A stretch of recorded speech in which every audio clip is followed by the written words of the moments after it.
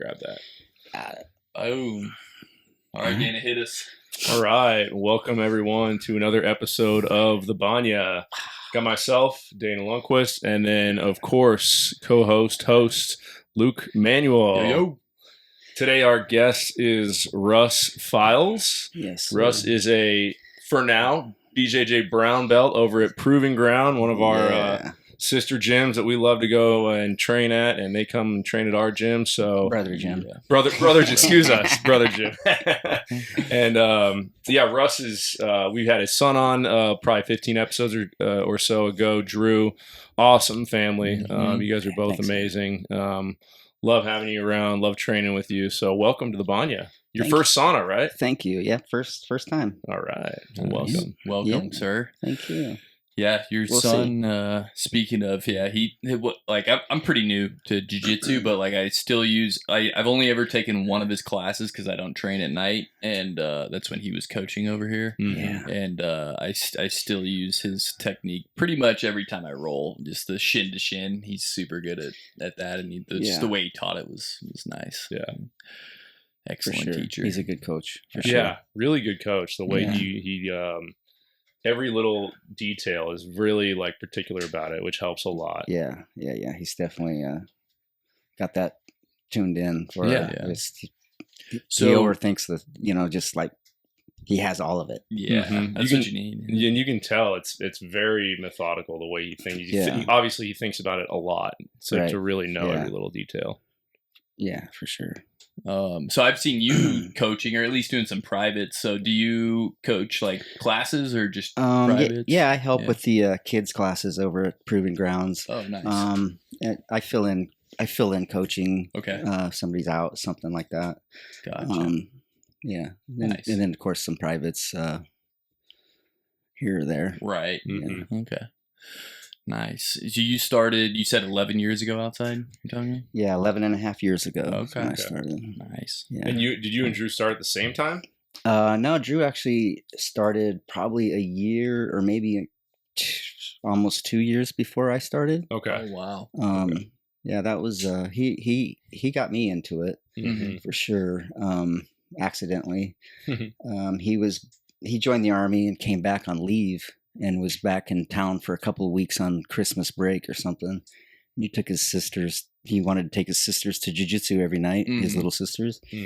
And just at the end of his leave, he said, "Dad, I want to pay to have my sisters go to Jiu-Jitsu. Will you take them?" Yeah. I'm like, "Yeah, of course." Cool. Do any of them still do it? That's pretty much where it started. Now they've dropped out. Yeah. How long do they do it for? My oldest daughter, she ended up winning, like 3 championships in a row or something. Like she was just naturally good at it. And she just kind of decided, I don't want to do this no more. Right. Okay. And then that's rare. And then her little sister really struggled at, she couldn't get first. She fought for years and couldn't get a first place. It was just second, thirds, whatever. And how old were they when they started? 5 and maybe 10 or something. Okay. Yeah. And then so anyway, my youngest daughter, she quit like when she was on the top of her game. She decided she didn't want to do it anymore. Huh. And I didn't even know you had 2 daughters. So just the 3 of you then, right? Yeah. Okay. Yeah. Nice. Yeah. 3 kids for sure. Yeah. So when they quit jiu-jitsu, you put them in an orphanage? Is that what you're saying? Yeah. It was devastating. He doesn't have 2 brothers. I had to put myself in an orphanage. Nice. Yeah. No, I mean, I could see that with especially like as probably a teenage girl, pretty hard to put yourself in that position. Because there's probably a lot of things pulling you out of a sport like that that's mostly for men. You know what I mean? Yeah. Versus like if you're a teenage boy in that situation, it's awesome. Especially if you're winning, like you're gonna stay in that sport. Very likely. You would think. Yeah. Yeah. But there's still some that quit, unfortunately, though. Yeah. Look at all those blue belts. Right. Yeah. Yep. I have a hard time wrapping my head around that. It's pretty weird. Yeah. It's like, Yeah, there's a lot of things in life. I mean, I can't say for how I would be as a kid. I just know I loved soccer for a while. I loved lacrosse for a while, but both of them I wanted to quit at some point because of one thing or another. Yeah. And, fortunately I had parents who pushed me to stay in them for the time I should have. Right. And which was good. And I'm glad. Looking back now, I probably would have gotten in a lot more trouble if I hadn't stayed in that. So 100%. Sure. I don't think you can compare though, like team sports, like versus like martial arts. Like once you've experienced martial arts, like it's more than a sport, right? It's so much more than that. And yeah, I don't know. It's hard for like when people leave something like that, especially if they've gotten their blue belt. It's kind of weird to me. It's like it's kind of like committing a little mini suicide to me, you know? Well, you're like moving out, like all of a sudden nothing's there. Right. Yeah. How do you fill that gap that was martial arts for you? It's can't be as positive, probably. I don't know what else you're going to do. But yeah. To me, it just doesn't seem like an option. You know what I mean? Yeah. It's got to be there. Yeah, I can see that. So what did you do, like any kind of sports or anything like that growing up, or how did you just outdoors, just hunting and fishing and always been a big hunter? Are you from Arizona? Yeah, born and raised in this neighborhood. Oh, really? Right here? Yeah. Cool. Right nice. For hey, sure. You still live over here? You live closer to Proving Ground? Yeah, I live over. So you were born in the country. Yeah. Well, yeah. At the time, these houses were brand new. Yeah. Oh, okay. Brand new. Yeah. For sure. And you've been hunting since you were a kid, then? Yeah. Okay. Yeah. It was kind of something that was just my family just did. That was what they did their vacations doing, and Are your parents from Arizona? My father was. Yeah. Oh wow. My mom was from Kansas. Okay. Yeah. Yeah, for sure. It's pretty rare. Don't meet too many families that go that deep. Yeah. Drew's fourth generation. Mm-hmm. Okay. Yeah. So. Nice. Fourth generation. So then that means your grandfather as well? Yeah. Oh, wow. Okay. Yep. Yeah, I would be, I guess, third, because my grandma, she was from here, and then my mom, and then myself. So yeah. What are you grateful for these days? Life, I guess. It's like I'm glad to be here. Yeah, for sure. Mm-hmm. Man, the community in jiu-jitsu, the community in hunting. I'm finding all these communities that are, you got to find the right ones, obviously. Mm-hmm. But they're out there. Grateful for definitely jiu-jitsu got me through some stuff. Yeah. For sure. And getting my black belt Saturday. I mean, I'm kind of focusing on doing a little more life than jiu-jitsu right now. Like I'm kind of taking a few days to myself just to not do jiu-jitsu. Sure. So it's kind of I'm still growing in that, I guess. You know what I mean? Figure out where things are. I mean, you earned it, man. You earned it. It's like everybody says, a black belt is a white belt who never quit, and you just stuck with it, and here you are. It's a crazy journey. It is. Yeah, for sure. Lost a lot of weight. Just healthier, physically, mentally. Right. Everything. Yeah. Healthier and making a few better decisions. Yeah. So that's been jiu-jitsu is definitely when it's definitely at the center of what you're doing, it's definitely those decisions get easier to make, right? It's like and having that community around helps make the right decisions as well, because and of course you could always bounce off your friends and stuff that are there, and your teammates so well, that what they've been through, and so you can obviously ask them, I'm starting to go through this, what's up, what's as a whole, we've been through it all basically. So there's somebody in there that's gone through whatever you're probably. Like I say, it's a network of community that is crazy. I never could have imagined something like that.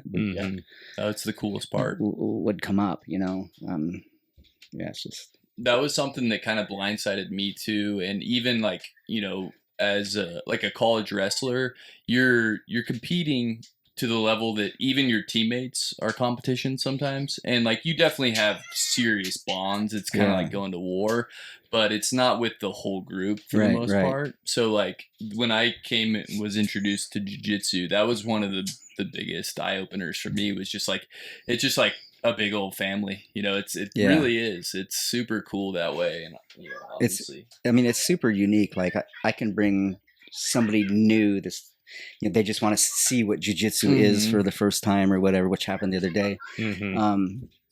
They're like, everybody knows you and everybody you guys respect each, like that's weird. It's like it's weird.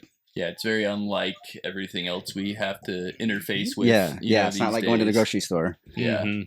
Well, and what I love, like our little window into our 6 a.m. crew, like we all love each other, but we're super mean to each other, and it's the best thing. It's just like saying like horrible shit to each other. Yeah. It's just like it's such a good outlet because like we don't like if you don't insult your friends, they're not your friends. Yeah, exactly. Well, and that is like what I like to think about is like we'll say insults and horrible things to each other's face, but say the absolute best possible thing behind their back when you're talking about if anybody to somebody out there else says something, you're on it. Yeah, you're like, excuse me, like you don't know him well enough to say that about him, especially not with him not around or whatever. Yeah, don't say that in front of me. Oh, that I need to bring this up too, though, because like I was giving so Pat Ware, he's the owner of Arizona Wilderness. He's a friend and I've worked for them. Like I did a beer distribution company, so I've worked with him for a long time, and I found out that he grew up with RB. I don't know if you know our good buddy RB McTurk. Shout out. Okay, yeah. He's one of those dudes that like if you don't just love RB, then like I'm suspicious of you. Like he's just that guy. Like he can just walk into any room and just be like the funniest guy there. So. Anyways, like Pat was here, and Pat was like very reserved about RB, and they were roommates at one point. And I was telling RB, I was like, I don't know, man, that's weird that I brought you up, and he wasn't like, oh yeah, RB, I love that guy. He didn't, and RB was like, well, he goes, I was kind of a piece of shit, back back then. And he was like, I give the guy some slack. I wasn't always the guy right now. Yeah, so, the person I am today. Yeah. So anyways, it's kind of funny that way. But yeah, that's how our crew interacts. And like even beyond like the guys that are our age and like in that, like we have a really big walk of life in the 6 a.m. crew, but something that we started was we did a comedy show. We've done it twice. So we roll for an hour, and then the last half hour is like everybody pulls their name out of the hat, and I think I heard something. We get a minute something on the vine about that. Yeah. And the best thing about it, I was nervous the first one, but literally like Judy Woo, like all these people that we're not as tight with, but they're in our AM crew, so they're family. They were being just as vicious and crazy. It was hilarious, and like they all have a great sense of humor, and I think that's one of the most important things around. Like I was telling Dana the other day, like you should be able to make fun of everything and anything. Yeah. And if you can't, there's a problem with it, right? Mm-hmm. Like no matter how dark and sick it is, like you've got to be able to laugh at it. And if you can't laugh at it, then in my mind, at least, I know there's people that are way more conservative than me for sure. Uptight. And, yeah. Well, I don't even know if it's uptight. It's just like sensitive maybe, but I don't think that's healthy to be that sensitive. Yeah. I think, like I had a cousin. You definitely got to be resilient.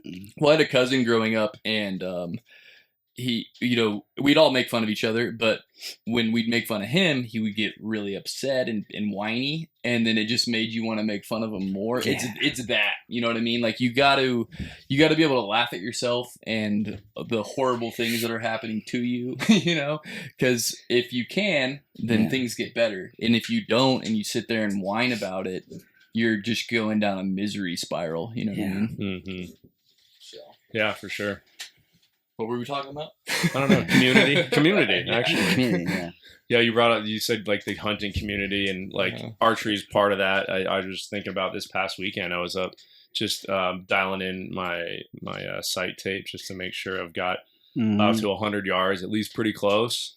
And there's a bunch of random people I don't know, and so some guys like, hey, here's what I saw. Like you might be torquing your bow a little bit, so try this, try that. Like, which some people would be like, hey, I don't need you to tell me what I should do. But it's like, no, they're just trying to be thoughtful and helpful. And it's just that community aspect of like, hey, let's all get better.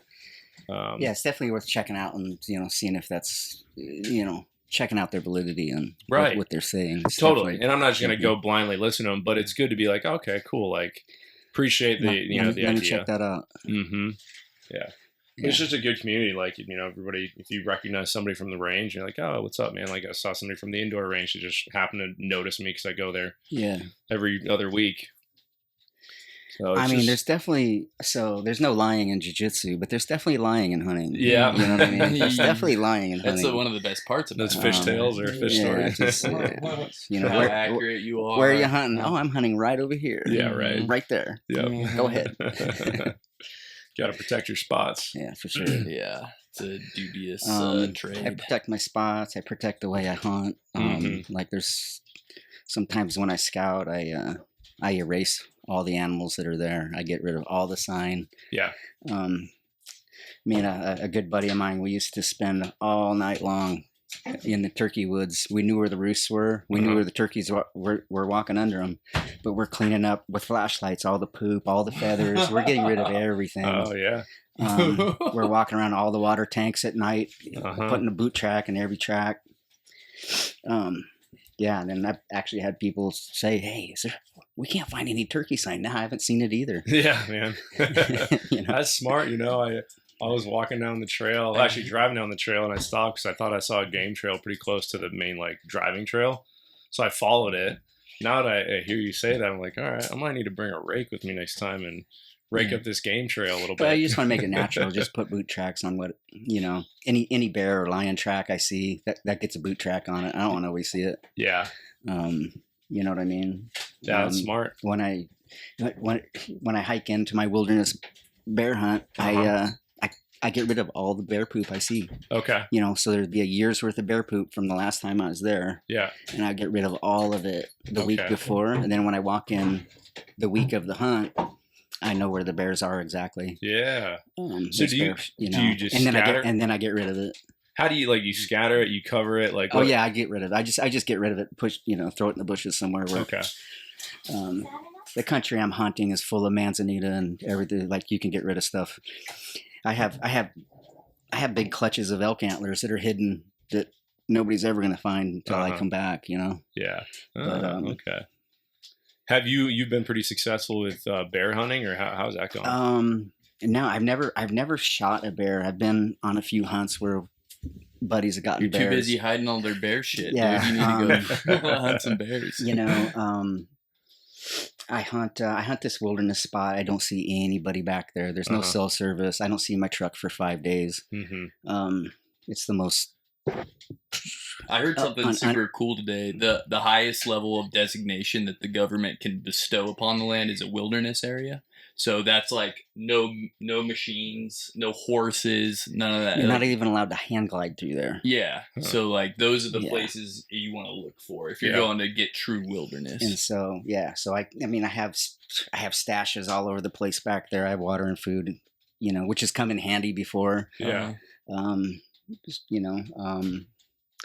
But yeah, so the bears I'm hunting, we know each other. We see each other. We smell each other. Yeah. I just haven't been able to put a good steady crosshair on one of them yet. I had an opportunity 2 years ago, and I couldn't bring couldn't bring myself to. I just wasn't settled in. It was 570 yards or something. Okay. Wow. I couldn't get myself to settle in, and I just kind of let him go. And I was thinking, I'll see him tonight. Yeah. I'm gonna bump my position, and I'll see him tonight. Yeah. I never saw him. We're pretty elusive. But yeah. So and you, that's all just with rifle then? Yeah, that's a rifle hunt. This year, so last year the prickly pears, there wasn't enough water. Okay. So there was no prickly pears. So the bears aren't coming actually into the open, into the desert. You know, they're after that fruit, but if it's not there, they're not obviously going. Yeah. This year, Drew and I are going to take a drive either next Saturday or the Saturday after and just do a little scout trip. If there's no pears, I'm going to blind hunt. I'm going to take my bow. And I'll set up on in the thick cover, the thickest cover I can get to from my truck, and with all my shit, and I'm just gonna sit it out for a week, and so it'll be archery deer, it'll be bear, it'll be lion. Yeah. You know, so it's the deer really do. I mean, you ever gotten a lion? Yeah, I've killed a few of them. Yeah. Probably all with rifle though, right? Yeah, all with rifles. Yeah, I figured. Well, one with a handgun. Are you allowed to do that here? Yeah, you can run hounds. Yeah. There's a season for running hounds. Yeah. I did shoot one off of hounds. Yeah. 1 year. Yeah. It was a great experience. It sounds like it's easy. It is not. Yeah, I'm sure. Even if you're on horseback, you know, for 5 days, it sucks. Right, and there's many places that you're taking. Imagine those hemorrhoids. There's many places that you're actually carrying the horse because the horse can't go back there. Like you have to get off, walk, hike. Yeah. You know. Yeah, it's just more mule there's territory. There's a people think that there's a lot of work involved in that. Yeah. I mean, it's crazy. And when you're saying you don't see your truck for 5 days, you hiking out with your like a small tent or? Yeah, I'll so the trip I take the week before when I clean up the woods. Yeah.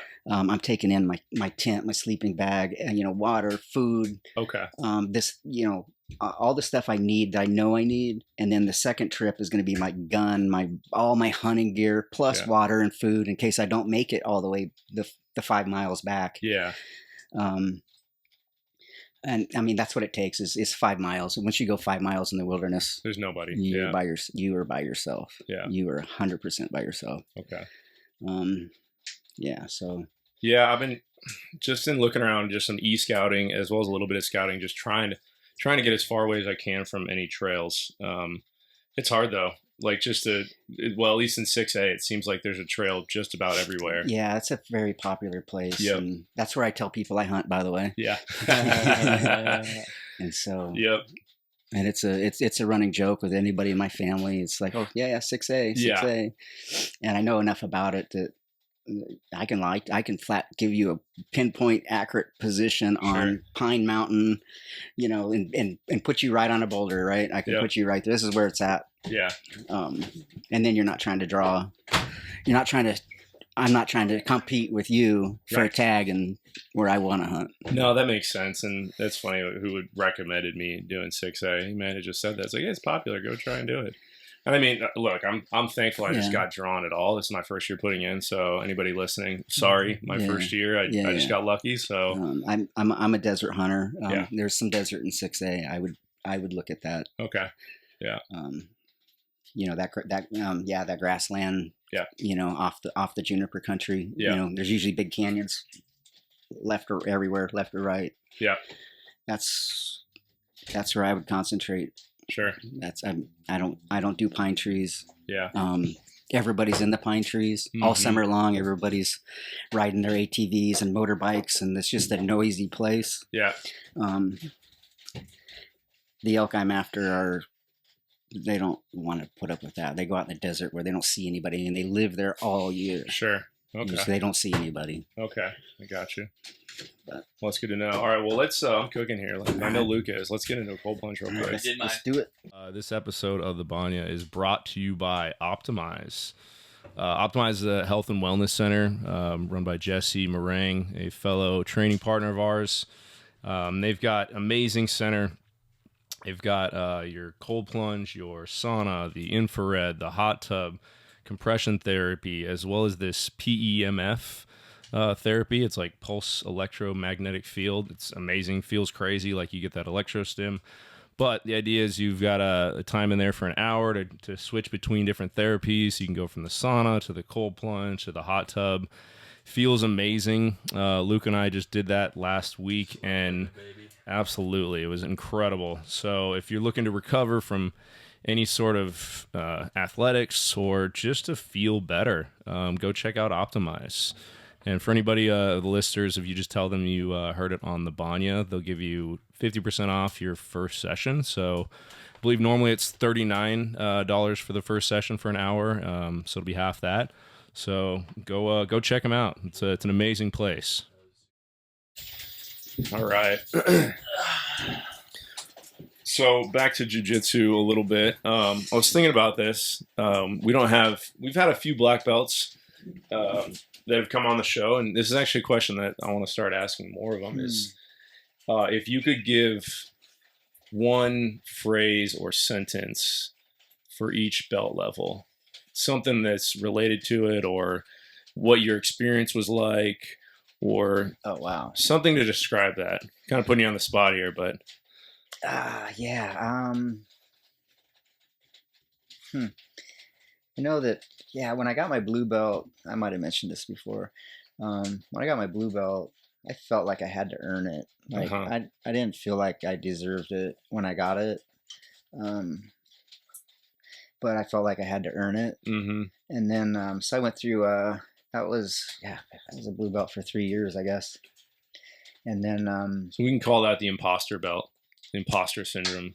And, feel like, maybe. I know that definitely for sure when I got my purple belt, I really felt like I deserved it. And I really, really had a lot of fun in my purple belt. I had a lot of fun in my brown belt too. Yeah. But like when I got my purple belt, that was when jiu-jitsu really, that's where I really wanted it, started to click. Started to make sense. I just craved it. Like that's what's like, I don't want to, this is what I want to do. Yeah. So, of course, when I got my brown belt, nothing changed from purple to brown for me. I'm still just, having fun, having a great time. Hopefully black's going to be hopefully nothing changes. I feel like you're honestly, starting over. I don't know. I just enjoy myself. I'm starting to like slow down to where like I just want to enjoy myself. Like I don't have to be, strangling the snot out of everybody. Sure. I just want to have fun and be safe and do it again tomorrow. Yeah. Right. So. Yeah, longevity is key for anything. And I tell people that all the time. It's like, roll today like you want to roll tomorrow. Because if you hurt yourself today, you're not playing anymore for a while. Mm-hmm.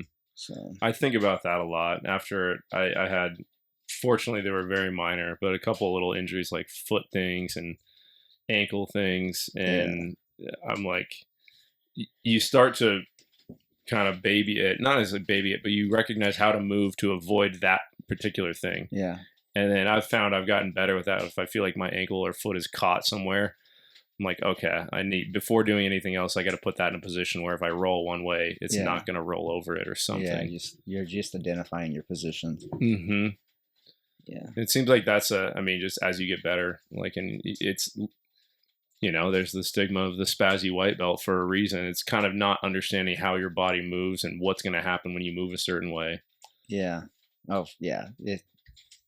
If I'm going to get poked in the eye or anything like that, it's going to be the new guys for sure. Yeah. I mean, it's every time. It happens. Everybody knows it happens. So that's why we're all just a little bit cautious. Yeah. And anymore nowadays, like, if there's a, larger wrestler type white belt walks through the door, it's like, nah, I'm not interested. Yeah. You go with it. You go with that guy. Yeah. Yep, for sure. Yes. We'll send him to Luke. then yeah, of course. If they hurt me, I blame myself though. Like, you know what I'm saying? Yeah. Like I you know, obviously they're gonna be flailing and all that, but you know. Yeah, and I you can see it, like, you know, a couple 3-4 weeks in, they've started to calm down, and then I'll be like, all right, let's go. Yeah, for sure. Yeah. Their ego is starting to kind of dissipate. Yeah. That's such a we probably have already all forgotten that feeling though, but like remember like the first time somebody's got you, you know what I mean? Like that those early on feelings where you're like, what the hell? Yeah. You know, it's just like people can't believe that that's happening that easy to them, you know what I mean? Mm-hmm. It's a little bit of that mixed in with working on destroying that ego. Yeah. That we're all constantly striving towards. Mm-hmm. Most of us, hopefully. Yeah. Boom. Well, shit. What else, man? You got any final words or anything? Yeah, I think I just said them. Like, roll today like you want to roll tomorrow. Yeah. Mm-hmm. If you blow it today, you're done. And that's old age. Yeah. You know. Well, you're a beautiful example of the sport. How old were you when you started? 45. See, boom, there you go. Yeah, you're still a monster, man. And you know, it's just it's I'm sure you'd back this up. What it does to all of us, it doesn't just transform our bodies, but our minds in such a big way. 100%. Mentally, just everything. It's it's a whole circle. Yeah. I mean, it literally, for me, it's like a gift where like I see people who don't train a martial art, and I do feel for them, like, because they don't know what they're missing. You know, it's like it's a whole next level of almost spirituality that you gain. You know, it's just that walk around not having zero interest or idea about. You know? Mm-hmm. Yeah, that cliche of you know, I train violence so I don't have to be violent. There's definitely something to that. Yeah, absolutely. For sure. Mm-hmm. Yep. Yeah. So we'll as we are getting ready to sign off here. So you're going from white to black, all with Ruben, correct? Yeah, with Ruben Vargas. There's a bunch of us that are. All the way through. That's a very unique situation. Absolutely. How long has he had the gym? Well, so it would be probably, I'm just going to throw a guess out there, probably 9 years. Okay, so then before that, you were training with him or under him? Yeah, I was training under him at a place called Kickers. Okay. Kickers MMA. Okay. He bought that? So it's the same place, right? Is that the story? No. I guess Ruben wanted his own place, and so he just, you know, did his thing. Yeah, just did his thing. Nice. Yeah, it's a special everybody thing. that wanted to do jiu-jitsu went, you know. Yeah, it's a special thing that it's a testament to his training, to his coaching, to the community that he's built. Yeah. To have so many people go from white to black, that's an incredible thing, and there will be more. And it's just starting. It's just you know, literally. Yeah, it's a cool thing to have happen. You know, Kabe's going to have that with you guys. For sure. You know, I 100% think that that's going to happen for Kabe. Yeah. Is a lot of you guys, the core of you guys that all join kind of together, but then there's like the core that stayed together. You guys are probably, I mean, I see that for you guys. I see that for John. Yeah, for sure.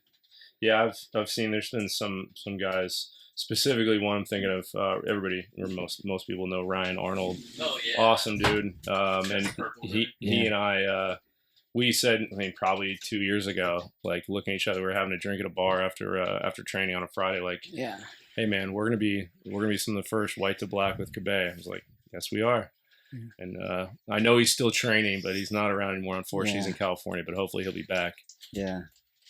But I know it's in my mind. I'm not gonna stop jiu-jitsu. It's not something that's like, oh, I'll do this for now. It's like, no, it's a lifelong thing at this point. I realize the benefits are just so immense that I don't see a reason why stopping. You're young enough, you could see a coral belt someday.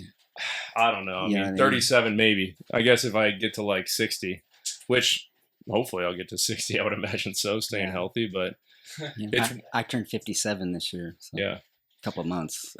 it's pretty. I mean, it's wild to think that there's what, I mean, less than 20 coral belts in the world. I think something like that. Maybe, yeah. Probably more than that. You think so? Yeah. I don't know. I thought I looked it up somewhere recently. And it's, I mean, probably less than 50 or 100. What's the prerequisite for that? Not dying? Well, that's part of it. Yeah, not dying. But I think it's like attrition, like a 5th or 6th degree black belt is where it is, somewhere around there. So it's like, no, you're gonna have your black belt for 25. It's 25. Years, okay. You know, and then you know, maybe if you're doing everything that you can, then you can get your coral belt. Yeah. Like I would be looking at my coral belt when I'm 87 or some shit. You got like it, that. dude. Yeah. No problem. Yeah. I don't think sweat, so. right? That'd be cool to have. I mean, do you drink alcohol? Oh yeah. Yeah. For sure. Yeah. I never thought I'd give it up, but I found a way. It's nice. It's good. Yeah. Yeah. Still will, but sparingly. Certainly more so sparingly than the past. Gotta stay healthy. Longevity. Yeah, that's what it's about. Well, this was awesome. Yeah, man. Russ, thanks for having me. Thank you, brother. It was awesome. Yeah, thank you very much. You're an amazing human being. Thank you. Yeah. Real quick, last parting words. Anybody listening, if you go to Arizona Wilderness, you get 10% off your beer. Your beer. Yeah. So go to Arizona Wilderness. They serve non-alcoholic the Banya. beers too. Yeah. You know? So yeah, they got you. They got a new place over on McDowell. It's great. It's Miracle amazing. Mile, so it's check it out. beautiful. It's an older building, brick. It's quiet. Yeah, super cool. Until everybody catches on, then we're in trouble. It's like your hunting spot right now. It's the place to be. Yeah, I have a couple bars like that too that are just like the best place. They're quiet. They're fancy as heck. There's never anybody there. Yep. Yeah. It's like, man, this is the best place. That's great. All right, well, let's throw a little water on the rocks, and then we'll have you do that, and then we're out of here. You gotta feel it. Give us like a half a Yeah, don't go crazy. I can't. You'll feel it. Can't do it. Breathe slow. We got double header. You can do more than that. Yeah, just dump it. There's that eucalyptus oil. Yeah. Oh yeah. Oh yeah. You can feel that eucalyptus. That's good. Yeah. Yeah. Well, awesome. Well, thanks again, Russ. That was great. Appreciate it. Thanks for having me. Excellent. Yeah. Ladies and gentlemen, until next time. Peace. Peace.